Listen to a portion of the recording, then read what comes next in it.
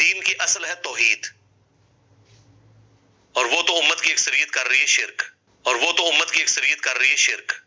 نماز میں پڑھتی ہے ایاک نعبد و ایاک نستعین، اور سلام پھیر کے ساتھ جو مزار ہوتا ہے اس بابے سے بھی مانگ کے گھر آتے ہیں۔ یہ زیادہ مسئلہ ہے، یہ اسلامی سزاؤں کا بڑا مسئلہ ہے۔ اسلامی سزائیں نافذ بھی کر لیں، جہنم میں جائیں گے اگر توحید ٹھیک نہیں ہے،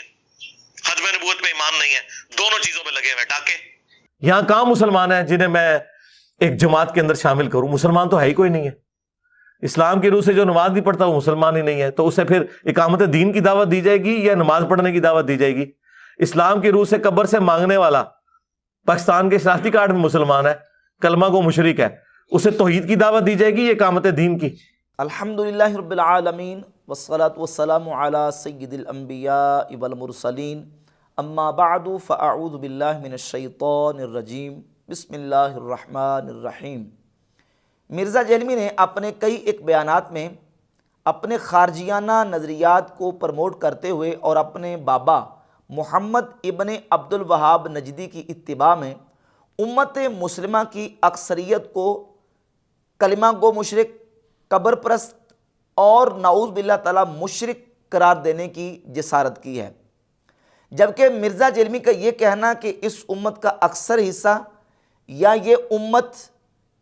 اکثر طور پر شرک میں گرفتار ہو چکی ہے، نعوذ باللہ تعالی، مرزا جہلمی کا یہ بیان بالکل کتاب و سنت کے خلاف ہے، قرآن و حدیث کے بالکل مرزا جہلمی کا یہ بیان خلاف ہے۔ یہ خارجیانہ سوچ تو ہے ابن عبد الوہاب نجدی کی اور اسماعیل دہلوی کی، جو کہ تقویۃ الایمان کا مصنف ہے، اس کی سوچ تو ہے، کیونکہ اسماعیل دہلوی نے بھی اپنی کتاب تقویۃ الایمان کے صفحہ 24 پر لکھا ہے کہ شرک اس وقت بہت پھیل چکا ہے اور اصل توحید نیاب ہے، اور اسی نظریے کو مرزا جہلمی پروموٹ کر رہا ہے کہ اس وقت امت جو ہے نا وہ اکثر حصہ امت کا نعوذ باللہ تعالی شرک میں گرفتار ہو چکا ہے۔ حالانکہ قرآن و سنت کی تعلیمات کو جب ہم دیکھتے ہیں تو یہ بالکل بات واضح ہوتی ہے کہ یہ امت اللہ رب العزت نے اس کا سٹیٹس قرآن میں جو بیان کیا ہے خیر امت۔ سورہ آل عمران کی آیت نمبر 110 میں ارشاد فرمایا کنتم خیر امت اخرجت للناس، جو امتیں لوگوں کے لیے نکالی گئی ہیں تم ان میں سے بہترین امت ہو، تم خیر امت ہو۔ 2 منٹ کے لیے ذرا تصور کریں کہ ایک طرف نعوذ باللہ تعالیٰ اگر امت کا اکثری حصہ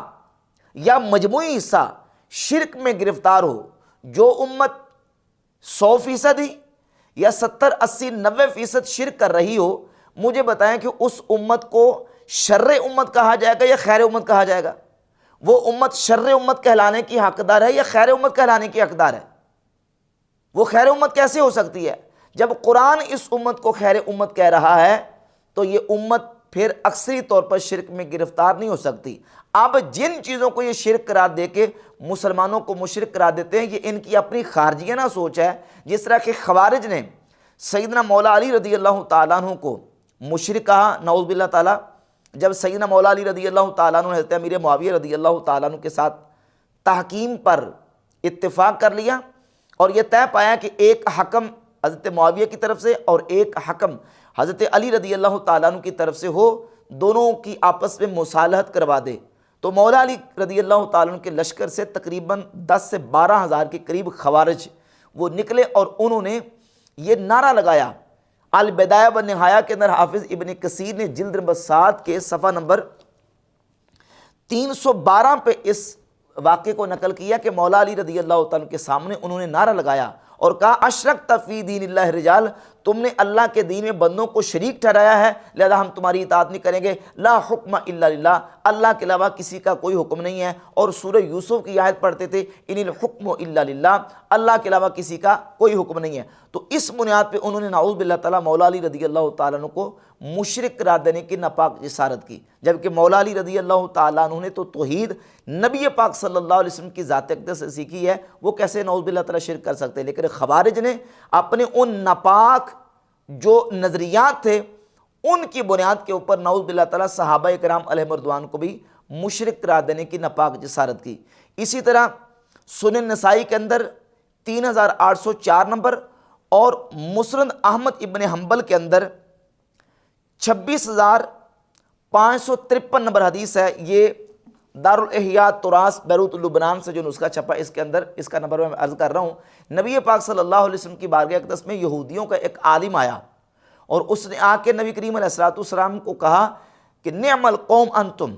یا محمد، نعم القوم انتم، اے محمد آپ کتنے اچھے لوگ ہیں، لولا انکم تنددون وانکم تشرکون، اگر تم اللہ کے برابر نہ قرار دو اور اگر تم شرک نہ کرو، بڑے اچھے لوگ ہو تم۔ نبی پاک صلی اللہ علیہ وآلہ وسلم نے ان سے پوچھا کہ کیا مطلب تمہارے کہنے کا، تم کیا کہنا چاہتے ہو، مسلمان کون سا شرک کرتے ہیں؟ تو اس نے آ کے یہ کہا کہ آپ کے صحابہ یہ کہتے ہیں اللہ چاہے اور محمد صلی اللہ علیہ وسلم چاہیں تو یہ شرک کرتے ہیں۔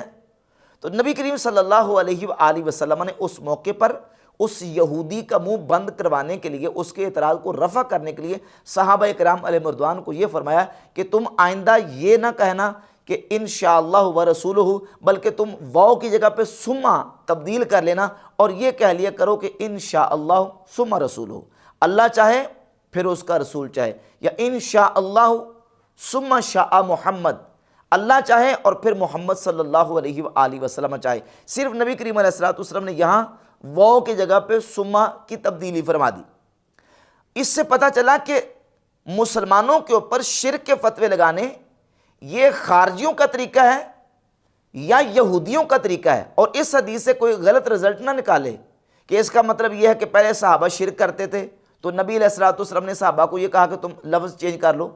نبی کریم علیہ السلام تو آئے ہی توحید کا سبق دینے کے لیے۔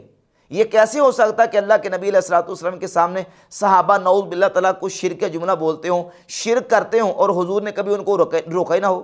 اور ایک یہودیوں کا عالم آ کے مسلمانوں کو بتا رہا ہو اور نعوذ باللہ تعالیٰ اس یہودی عالم نے آ کے نبی کریم علیہ السلام کو بتایا تو الیاذ باللہ حضور کو پتہ چلا۔ یعنی توحید کا سبق اور درس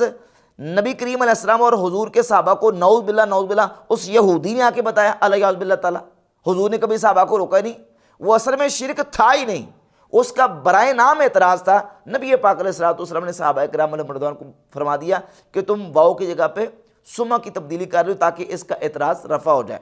تو یہودیوں کی اور خارجیوں کی روش ہے کہ وہ مسلمانوں کے اوپر شرک فتوے لگاتے ہیں، جبکہ نبی کریم علیہ السلام کی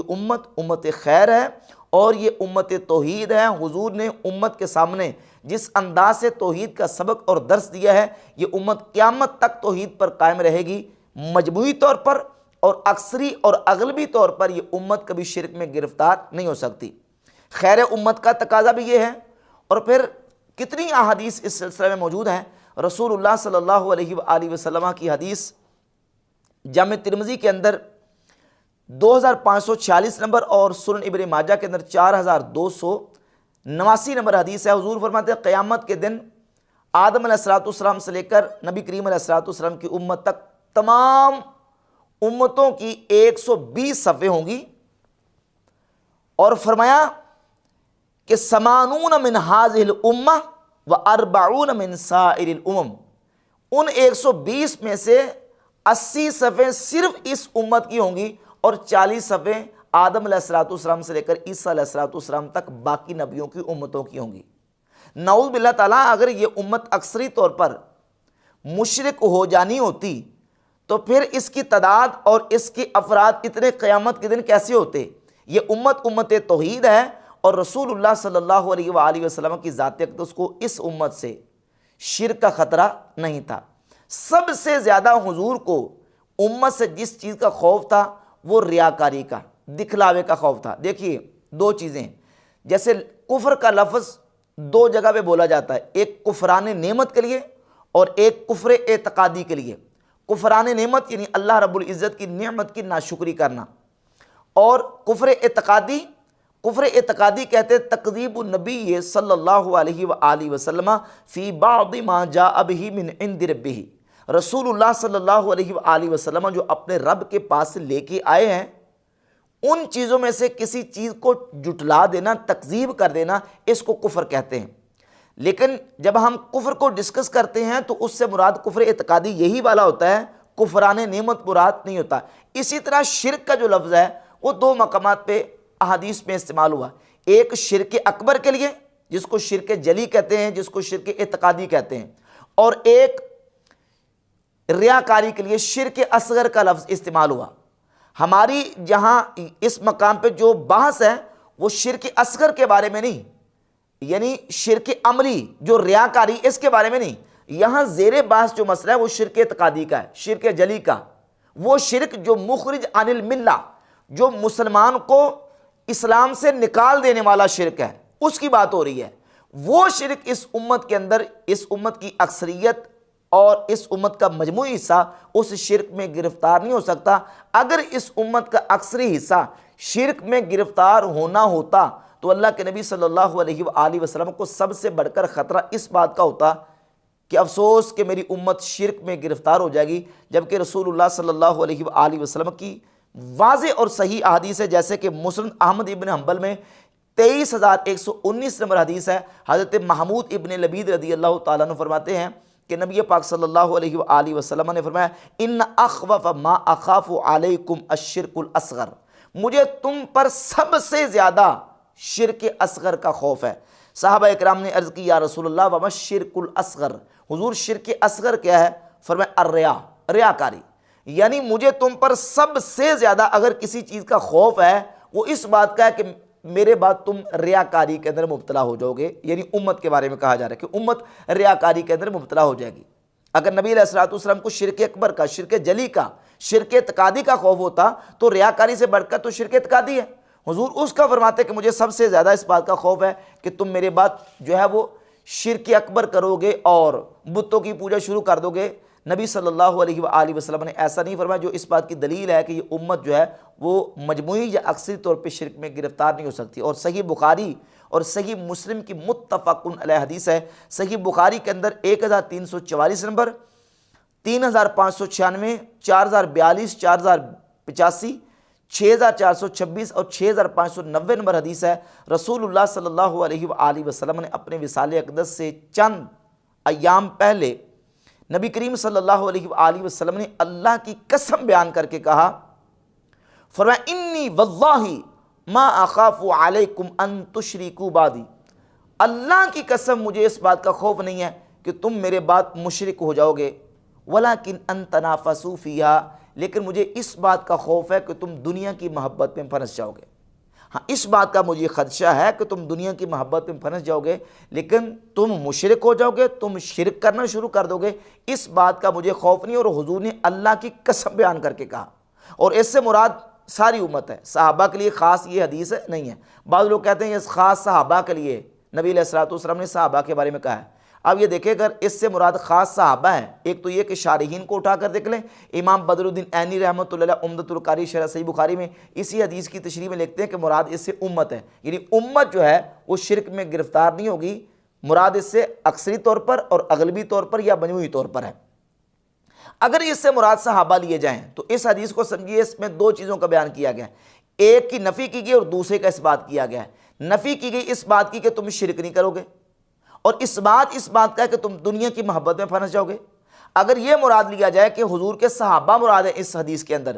تو مطلب یہ ہے کہ صحابہ شرک تو نہیں کریں گے بلکہ دنیا کی محبت میں پھنس جائیں گے، یعنی حضور کو صحابہ سے یہ خدشہ تھا، نعوذ باللہ تعالیٰ۔ جبکہ نبی پاک علیہ الصلوۃ والسلام نے صحابہ کا تزکیہ فرمایا، صحابہ کی تربیت فرمائی، نبی علیہ الصلوۃ والسلام کے بعد صحابہ نے وہ عظیم مارکے اور وہ عظیم فتوحات اور اسلام کی وہ خدمات سر انجام دی ہیں، توحید کا سبق انہوں نے دنیا کائنات کو دیا ہے، اور انہوں نے دنیا سے استغنا اور دنیا سے کس قدر انہوں نے زہد کے ساتھ زندگی گزاری ہے، تاریخ اس بات پر گواہ ہے۔ صحابہ دنیا کی محبت میں نہیں پھنسے، یہ باقی جو بعد میں آنے والی امت ہے اس سے خدشے کا اظہار کیا جا رہا ہے کہ تم دنیا کی محبت میں پھنس جاؤ گے، اور نفی رسول اللہ صلی اللہ علیہ وآلہ وسلم نے اس بات کی ہے کہ تم مشرک نہیں ہوگے، اور مجھے اس بات کا خوف نہیں ہے، اللہ کی قسم ہے کہ مجھے اس بات کا خوف نہیں ہے کہ تم میرے بعد شرک کرو گے۔ تو یہ حدیث بالکل بحمد اللہ تعالیٰ واضح ہے، جس سے یہ بات پتہ چلتی ہے کہ یہ امت جو ہے وہ اس طرح شرک میں گرفتار نہیں ہوگی۔ اور اس کے ساتھ ایک صحیح حدیث 3 صحابہ سے، حضرت ابو ہریرہ، حضرت جابر اور حضرت عمر ابن الاحوص رضی اللہ تعالیٰ عنہم اجمعین، 3 صحابہ سے صحیح مسلم میں، مسند احمد ابن حنبل میں اور جامع ترمذی کے اندر، صحیح مسلم میں 7103 نمبر اور جامع ترمذی کے اندر 2159 نمبر اور مسند احمد ابن حنبل کے اندر 8522 نمبر حدیث ہے، رسول اللہ صلی اللہ علیہ وآلہ وسلم نے حجۃ الوداع کے موقع پر میدان عرفات میں کھڑے ہو کے صحابہ اکرام علیہم رضوان سے ارشاد فرمایا، ایو یوم ھذا، اے میرے صحابہ یہ بتاؤ کہ آج کون سا دن ہے؟ تو صحابہ نے عرض کی یوم الحج الاکبر، حضور آج حج اکبر کا دن ہے۔ تو نبی پاک صلی اللہ علیہ وآلہ وسلم نے ارشاد فرمایا، الا وان الشیطان قد ایس من ان یعبد فی بلادکم ھذہ ابدا، شیطان اس بات سے نا امید ہو چکا ہے کہ تمہارے ان شہروں کے اندر اس کی عبادت کی جائے، فی بلادکم ھذہ ابدا، ان شہروں کے اندر دوبارہ شیطان کی عبادت نہیں ہو سکتی، شیطان اس بات سے نا امید ہو چکا ہے۔ اور صحیح مسلم کے اندر الفاظ ہیں، ان الشیطان قد ایس ان یعبدہ المصلون فی جزیرۃ العرب، کہ شیطان اس بات سے نا امید ہو چکا ہے کہ جزیرہ عرب میں اس کی عبادت کی جائے۔ اور مسند احمد ابن حنبل کے الفاظ یہ ہیں کہ شیطان اس بات سے نا امید ہو چکا ہے کہ ان یعبد بارضکم ھذہ، تمہاری اس زمین میں اس کی دوبارہ عبادت کی جائے۔ رسول اللہ صلی اللہ علیہ وآلہ وسلم نے کتنا واضح انداز میں بیان کر دیا کہ اب میں نے شرک کی جڑیں کاٹ دی ہیں، میں نے توحید کا پرچم بلند کر دیا ہے، اور میں نے توحید کا جو سبق اپنی امت کو دیا ہے، شرک کا کلا کما ہو گیا۔ آج کے بعد شیطان اس بات سے نا امید ہو چکا ہے کہ دوبارہ جزیرہ عرب کے اندر اس کی عبادت کی جائے۔ رسول اللہ صلی اللہ علیہ وآلہ وسلم کی حدیث واضح کرتی ہے کہ امت اب اس کے بعد شرک میں گرفتار نہیں ہوگی۔ حضور نے اس انداز سے اپنی امت کو توحید سکھا دی ہے۔ لیکن کیا کریں، مرزا جیلمی اسی خارجیانہ روش پر چلتے ہوئے اس وقت اس 15ویں صدی کے اندر امت کے بارے میں یہ کلیم کر رہا ہے کہ نعوذ باللہ جو ہے نا اس وقت اکثر لوگ وہ شرک میں گرفتار ہیں۔ اور صرف اکثر سے مراد صرف پاکستانی نہیں، صرف اہل سنت و جماعت بریلوی نہیں، بلکہ پوری دنیا کے مسلمان، چاہے وہ عرب کے اندر ہوں یا عجم کے اندر ہوں، جہاں کہیں اہل سنت خوش عقیدہ لوگ جو صوفیہ کو ماننے والے اور مزارات بزرگان دین سے فیض و برکت کے جو قائل اہل سنت و جماعت ہیں، چاہے وہ عرب کے اندر ہوں چاہے عجم کے اندر ہوں، وہ شافعی ہوں، حنفی ہوں، مالکی ہوں یا حنبلی ہوں، جس بھی وہ فقہ کے ساتھ اور جس بھی جو ہے نا وہ اسکول آف تھاٹ کے ساتھ تعلق رکھتے ہوں، مرزا جیلمی کے نزدیک وہ سارے کے سارے نعوذ باللہ تعالیٰ مشرک ہو چکے ہیں۔ اور باقاعدہ بیان دیے، ایک جگہ تو کہتا ہے نا کہ یہ رفع الیدین توحید کا کلا ہے، لیکن جب بات آتی ہے ان لوگوں کی جو شافعی حضرات رفع الیدین کرتے ہیں تو کہتا ہاں شافعی رفع الیدین کرتے ہیں، لیکن عربوں کے اندر جو شافعی ہیں نا وہ بھی پکے صوفی ہیں، قبر پرست ہیں۔ اسی لیے میں کہتا ہوں توحید کا، ختم نبوت کا قلعہ ہے رفع الیدین سے نماز پڑھنا، ایٹ لیسٹ سب کانٹیننٹ میں۔ باقی ملکوں میں تو شافی بھی صوفی ہیں بڑے بڑے، وہ رفع الیدین سے ہی پڑھتے ہیں، لیکن کٹر قبر پرست ہیں۔ میں سب کانٹیننٹ کی بات کر رہا ہوں، نعوذ باللہ تعالیٰ۔ تو اس انداز سے امت کو مشرک قرار دینے کی مرزا جیلمی کوشش کرتا ہے۔ ایک اور حدیث مسند احمد ابن حنبل کے اندر 16671 نمبر حدیث ہے، سیدنا شداد ابن اوس رضی اللہ تعالیٰ عنہ سے، وہ فرماتے ہیں کہ نبی پاک صلی اللہ علیہ وآلہ وسلم نے ارشاد فرمایا کہ مجھے سب سے زیادہ اپنی امت پر شرک اور شہوت خفیہ کا خوف ہے۔ صحابہ اکرام حضرت شداد بن اوس کہتے ہیں میں نے عرض کی یا رسول اللہ اتشرک امتک من بعدک، حضور کیا آپ کی امت آپ کے بعد شرک کرے گی؟ قال نعم، تو آپ نے فرمایا ہاں۔ اور اگلا جملہ سنیے، اما انہم لا یعبدون شمسا ولا قمرا ولا حجرا، ہاں خبردار اس بات کو یاد رکھنا کہ میرے بعد میری امت سورج کی، چاند کی اور پتھروں کی اور مورتیوں کی پوجا نہیں کرے گی، ولیکن یراؤون باعمالہم، ہاں وہ اعمال میں ریاکاری کریں گے۔ یعنی شرک اصغر جو شرک عملی ہے، ریاکاری وہ کریں گے، سورج کی پوجا، چاند کی پوجا، پتھروں کی پوجا اور بتوں کی پوجا یہ امت نہیں کر سکتی، کیونکہ اللہ کے نبی علیہ الصلوۃ والسلام نے شرک کی جڑیں کاٹ دی، اس امت کو توحید پہ کھڑا کر دیا۔ اور یہ روایت درجہ حسن کی روایت ہے، غیر مقلد احمد شاکر اور حمزہ احمد زین کی تحقیق کے ساتھ جو مسند احمد ابن حنبل چھپی ہے اس میں 17056 نمبر حدیث ہے۔ محقق نے اس کی سند کو حسن قرار دیا، اور امام حاکم نے مستدرک الصحیحین میں 8106 نمبر حدیث بیان کی، امام حاکم نے اس حدیث کو صحیح قرار دیا۔ شعب الایمان کے اندر 6830 نمبر، سنن ابن ماجہ کے اندر 4205 نمبر، حلیت الاولیاء کے اندر 899 اور 900 نمبر۔ دو طرق اس کے امام ابو نعیم اصفہانی لے کے آئے، اس روایت کے اندر عبد الواحد بن زید راوی کی حسن بن زکوان نے، جو کہ ابن ماجہ کا طریق ہے 4205 نمبر، اس میں حسن بن زکوان نے عبد الواحد بن زید کی مطابقت کی ہے، اور ساتھ خالد بن محمود بن ربیع نے بھی عبد الواحد بن زید کی مطابقت کی ہے، اور یہ جو خالد بن محمود بن ربیع کا طریق ہے یہ امام ابو نعیم نے حلیۃ الاولیاء میں 899 نمبر ذکر کیا ہے۔ تو یہ اپنے تعدد طرق کے ساتھ روایت کم کم درجہ حسن کی ہے۔ حضرت محمود بن لبید کی حدیث، حضرت شداد بن اوس کی حدیث اور دیگر جو صحیح بخاری مسلم کی حدیث ہے، ان سے یہ بات بالکل واضح ہوتی ہے کہ امت سورج کی، چاند کی، پتھروں کی اور بتوں کی پوجا نہیں کرے گی، یہ امت توحید ہے۔ اس کے مقابلے کے اندر مرزا جرمی کا جو بابا ہے محمد ابن عبد الوہاب نجدی، اور اس کی فکر سے تعلق رکھنے والے جتنے لوگ ہیں، وہ یہی ثابت کرنے کی کوشش کرتے ہیں کہ نعوذ باللہ تعالیٰ اس وقت امت جو ہے وہ پتھروں کی پوجا کر رہی ہے، اور نعوذ باللہ تعالیٰ وہ درختوں کی پوجا کر رہی ہے، اور یہ ان کی عبادت کر کے کلمہ گو مشرک بن چکے ہیں۔ اور ایسی اصطلاحات انہوں نے ایجاد کی ہیں جن کا قرآن و سنت کے اندر کوئی ثبوت نہیں ہے۔ یہ جو کلمہ گو مشرک والی ٹرم ہے، یہ مرزا جرمی نے وہابیوں سے لے کے اس کو استعمال کیا ہے، قرآن و سنت میں اس کا کوئی تصور موجود نہیں ہے۔